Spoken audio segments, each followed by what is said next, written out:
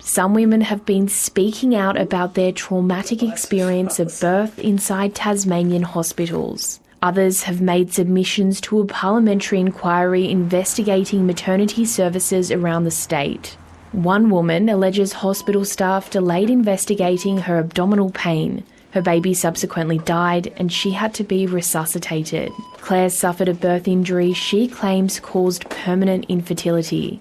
She'd planned to have a large family and says it impacted her mental health. Emma says her baby's arm was paralysed as a result of birth, and she suffered a third-degree perineal tear and pelvic floor damage as a result of birth. She now has urinary incontinence and mental health impacts. The hospital has admitted liability in this case. These women have all now taken legal action. It's something solicitor Bernadette Davies is all too familiar with. She's represented other Tasmanian women who've suffered birth trauma. The right of an individual to provide informed consent is protected under the law, and it's a very important facet of the law. Those representing hospital staff say it's important to remember that they're often making split-second life and death decisions.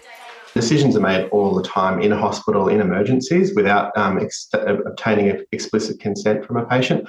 But that's because it's deemed to be in the best interests physically, psychologically, but particularly physically for the care of the mother and the baby as well. The patient must be properly advised of risks before any medical intervention and treatment takes place. And if that advice is not properly given, then the patient can't make a properly informed choice.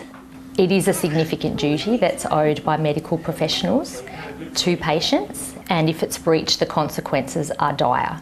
An ABC investigation into birth trauma uncovered allegations of women undergoing medical procedures and being medicated without consent at the Launceston General Hospital.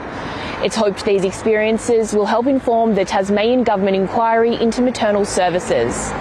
That's the sort of evidence that a parliamentary committee can take into account and help inform the government and public policy in this area. And that's why I think this maternal health committee that's been established in the Parliament will do important work of uncovering those stories and those experiences and being able to address them properly. April McLennan, ABC News.